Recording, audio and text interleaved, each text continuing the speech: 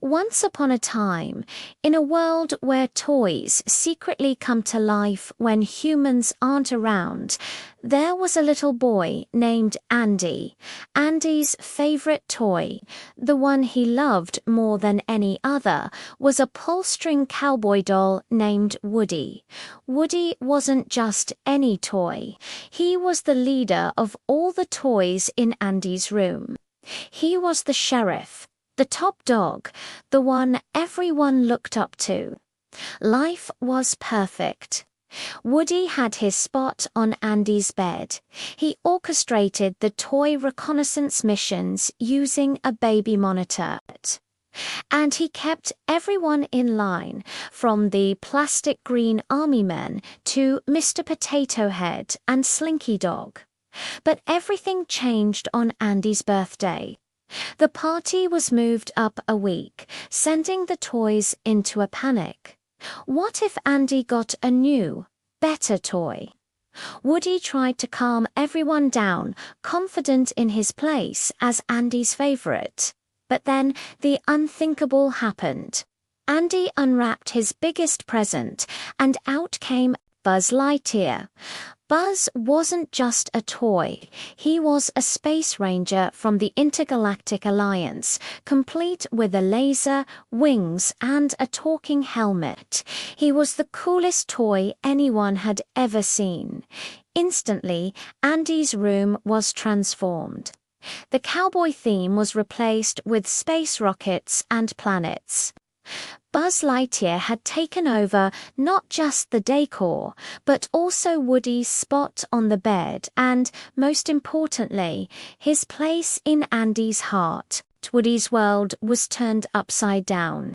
He was no longer the favorite. He was just a toy. Jealousy started to bubble up inside him. Buzz, on the other hand, was completely oblivious. He genuinely believed he was a real space ranger on a mission to return to Star Command. And he saw Woody's warnings as the ramblings of a local sheriff. The tension between them grew until one fateful afternoon. Andy was getting ready to go to Pizza Planet, a space-themed restaurant, and he could only bring one toy. Desperate to be chosen, Woody tried to use RC, the remote-controlled car, to knock Buzz behind the desk, just to hide him for a little while, but the plan went horribly wrong. Buzz was accidentally knocked out the window and into the bushes below. The other toys were horrified. They accused Woody of trying to get rid of Buzz out of pure jealousy.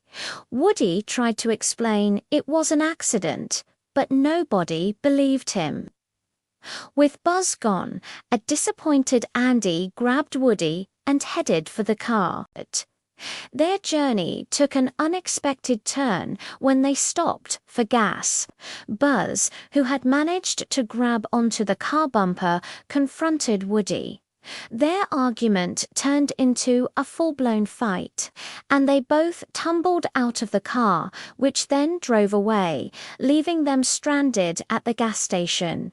Two lost toys, all alone.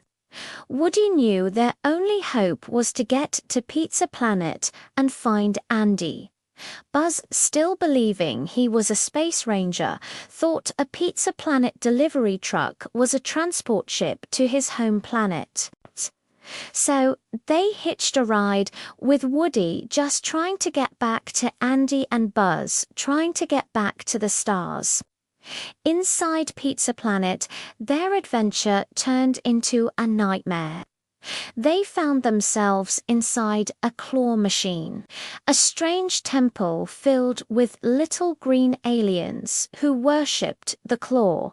They thought they were safe until they were chosen by the one person every toy fears, Sid Phillips, Andy's next-door neighbor, a notorious toy torturer. Sid took them back to his house, a dark and terrifying workshop of horrors where toys were taken apart and reassembled into monstrous creations. Trapped in Sid's room, Woody and Buzz had to face their new reality. Woody's main goal was to escape and get back to Andy. Buzz, however, saw a commercial for Buzz Lightyear toys on TV. The screen showed an army of Buzzes, all exactly like him, with the announcer shouting, "Not a flying toy." In that moment, Buzz's entire world shattered. He wasn't a unique space ranger. He was just a mass-produced plaything. Devastated, he tried to prove them wrong by attempting to fly from the top of the stairs. He fell, crashing to the floor and breaking his arm. Seeing Buzz so broken and defeated changed something in Woody. He realized how much he actually cared about the delusional Space Ranger. But there was no time for sentiment. Andy's family was moving the very next day. They had to escape, and they had to do it now. Woody tried to rally Buzz, but he was too depressed to help. That's when Woody discovered Sid's creations, the mutant toys. At first, they looked terrifying, but Woody soon realized they were just broken and scared, and they were experts at fixing things. They helped fix Buzz's arm.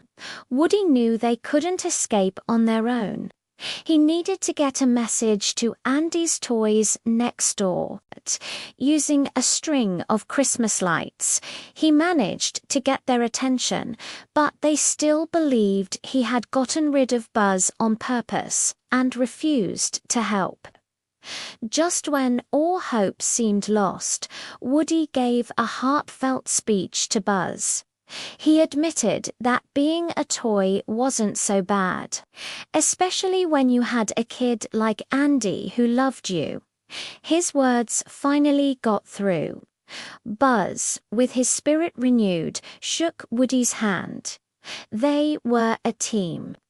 But their newfound partnership was cut short when Sid woke up.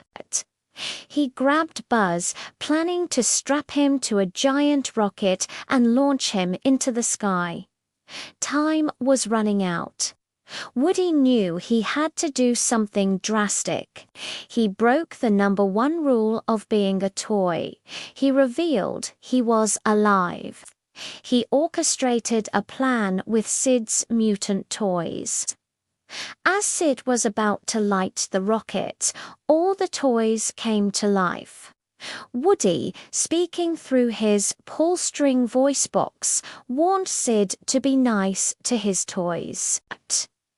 Terrified by the living, talking toys, Sid screamed and ran away, vowing never to hurt a toy again.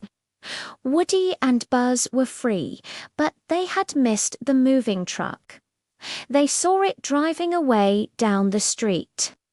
In a desperate chase, they managed to grab onto the truck, but Sid's dog, Scud, was right on their heels. Buzz bravely tackled the dog to save Woody, but got left behind. Woody knew he couldn't leave his friend. He found RC, the remote-controlled car, in the back of the truck, pushed him out, and drove back to rescue Buzz. The other toys, seeing this, thought Woody was getting rid of another toy and threw him off the truck. But when they saw Woody and Buzz riding RC together, they finally understood. They tried to help, but RC's batteries were dying. They were losing speed. That's when Woody remembered the rocket still strapped to Buzz's back. It was their last chance. He lit the fuse. The rocket exploded to life, propelling them forward at incredible speed. They flew past the truck, soaring through the air. Just in time, Buzz activated his wings, which cut the tape holding the rocket. They weren't flying, they were falling with style. They gracefully glided through the air, over the cars, and landed perfectly through the sunroof of Andy's mum's car, right into an open box right next to Andy. Andy was overjoyed to find his two favorite toys. He thought they had been in the car all along that Christmas. Back in the new house, the toys were once again gathered around the baby monitor, listening for news of Andy's presents. But this time, there was no fear, no jealousy. Woody and Buzz stood side by side, friends and colleagues. When they heard Andy's little sister got a Mrs. Potato Head, Mr. Potato Head was thrilled. And then, a final surprise. Andy got a puppy. Woody and Buzz just looked at each other and shared a knowing smile. Whatever came next, they would face it together. To infinity and beyond.